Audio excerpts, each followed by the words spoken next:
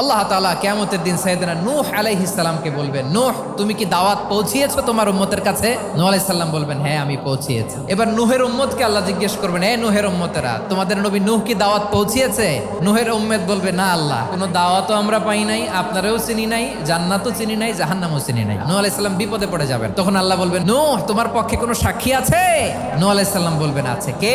উম্মতে মুহাম্মাদি। তখন আমরা বলবো, আল্লাহর নবী নূহ আলাইহিস সালাম তিনি আপনি যা যা বলেছেন ঠিক তা তার উম্মতের কাছে পৌঁছে দিয়েছে। এবার নূহের উম্মতের সাথে আমাদের ঝগড়া লাগবে। তারা বলবে, তোমরা আসছো আমাদের হাজার হাজার বছর পরে, তোমরা কি করে জানলা? তোমাদের সাক্ষী ধর্তব্য হবে না? আমরা তখন বলবো, আমাদের কোরআনে তোমাদের নবীর নামে আল্লাহ তাআলা একটা সূরা নাজিল করেছেন, সূরাতে নূহ। দিন রাত এক করে তোমাদের কাছে তিনি দাওয়াত পৌঁছেছেন, সব আমরা জানি। আমরা যখন বলবো এই কথা, নূহের উম্মত চুপসে যাবে। তখন আমরা সত্য বলেছি কিনা এটা আল্লাহ তাআলা জানতে চাইবে বিশ্বনবীর কাছে। তখন বিশ্বনবী আমাদের পক্ষে সাক্ষী দিবেন। আওয়াজ করে বলেন আল্লাহু আকবার।